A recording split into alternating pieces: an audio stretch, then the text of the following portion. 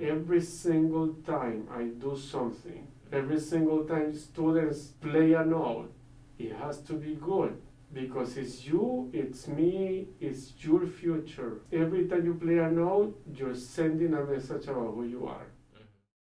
My name is Horacio Contreras and I teach cello at Lawrence University and the Music Institute of Chicago.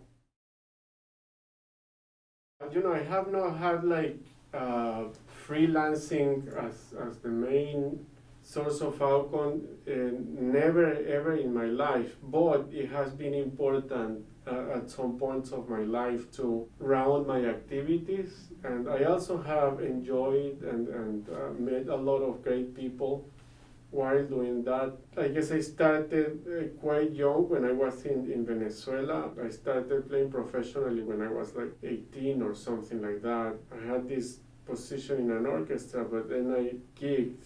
I had a quartet and we did some gigs back then. Then when I moved to Europe, I did more and different kinds of gigs. I would play in the street, that is very common there.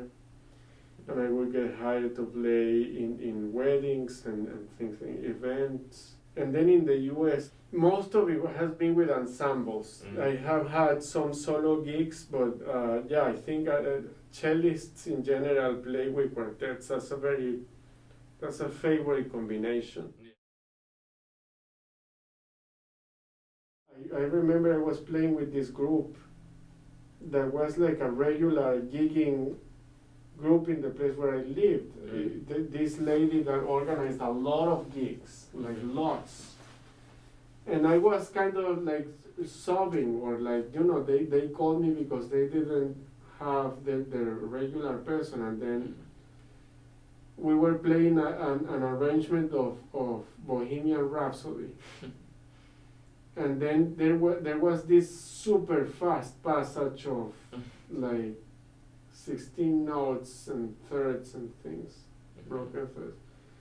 And I was like, oh my God, and I read it and I played it. And then I remember them saying, wow, I never heard that before. I mean, I didn't realize I was there. And then they called me afterwards every day. Because they decided you were better than their regular. Exactly. So I stole that opportunity. Yeah, and sometimes that's like all it takes is just like one little line that you play really well. There you are. The first one that I remember quite well was when my quartet got hired to play a private concert for the governor of the state where I lived. And he was receiving the Russian ambassador. I remember that because they were drinking vodka. And he would say, there's a very nice vodka here, and that the Russian ambassador brought.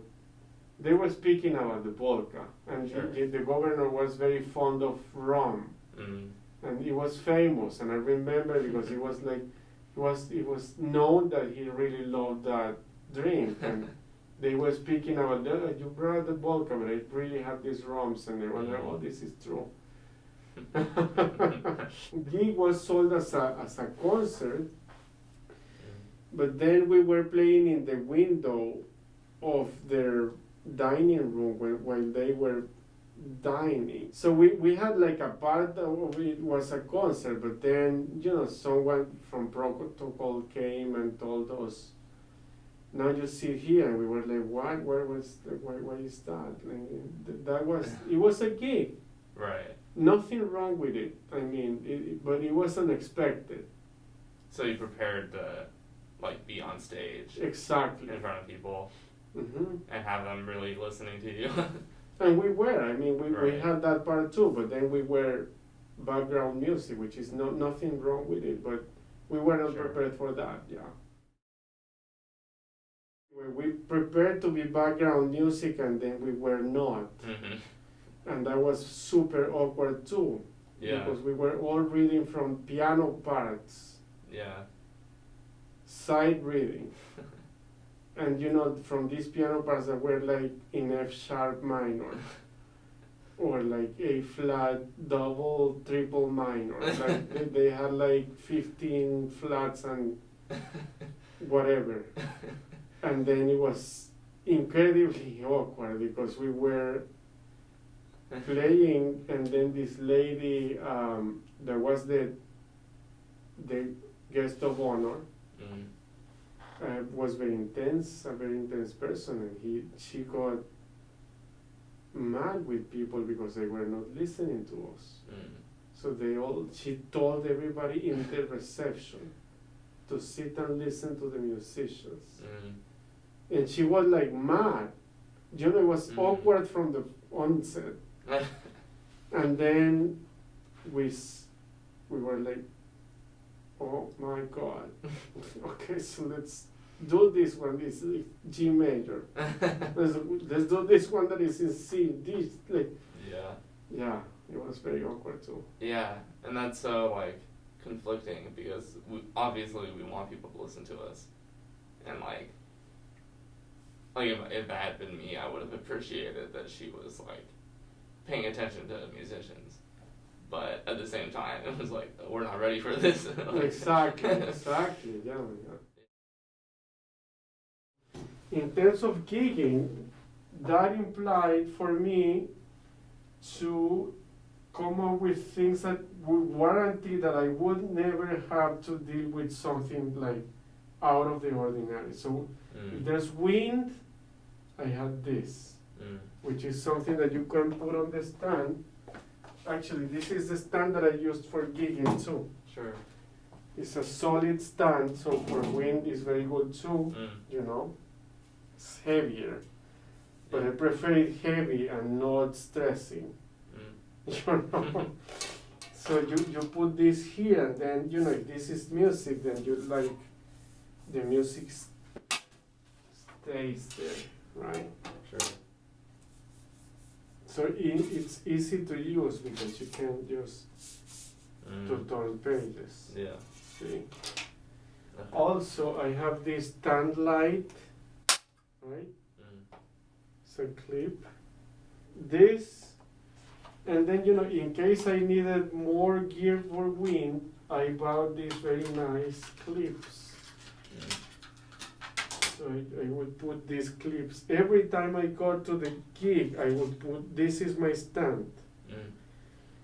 Everything that I need is on the stand. Of course, you need a pencil, right? Sure. So this is my stand when I gig, it's like that. Even if it's not windy. Even if it is not windy. Yeah. And I will put some down here just in case I need. And you never know when someone will have like a fan on too. Exactly. And it blows like every 30 yeah, seconds. Exactly. Right on you. Exactly. This is how I prepare the stand. Of course, I have a pencil, right? Sure. And then, this is also something that I used to have to, right? In case I need like stronger grip. Yeah. And then I also had this pickup. This is it's a cheaper one, but it's easy to use because you just put this on the bridge, and then it takes the cello's sound, you connect it, it's very simple. Gotcha. The only thing that is with these ones is that you have to be very careful with the wire, because if you touch it, it sounds. It takes the sound of the wire. Gotcha. If if you're more of a serious gigger, then you can have a cello that has like a pickup entry, and you have like something more like better. Sure. More solid, that wouldn't take so much sound.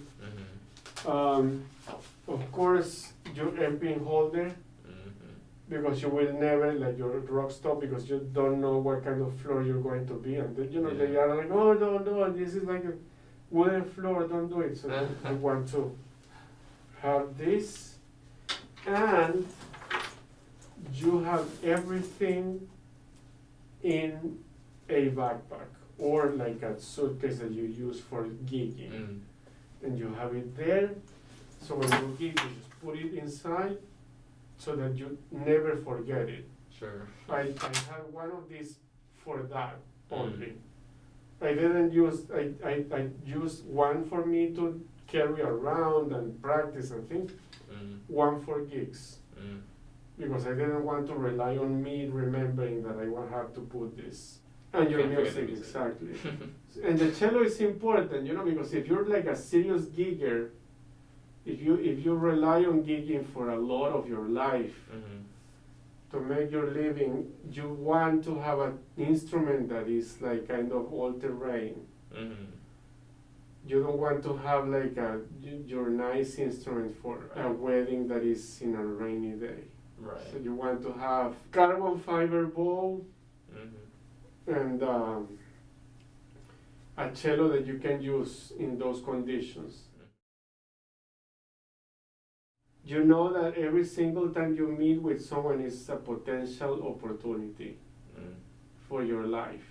And every time someone hears you play a note, you're creating an image for yourself. And you know that the best advertisement is the word of mouth. If you know you meet with this person, meet with this, and everybody is saying that you're really good, then you know more work will get to you. One of the last students that I recruited in Chicago, for example, someone recommended me in London. Wow. They were moving to Chicago. Oh, sure. And then they contacted me from London. And they were saying, you know, I heard about you from my son's teacher. And you know, that's a long way to get a random recommendation to someone that you don't know in a country that you never visited.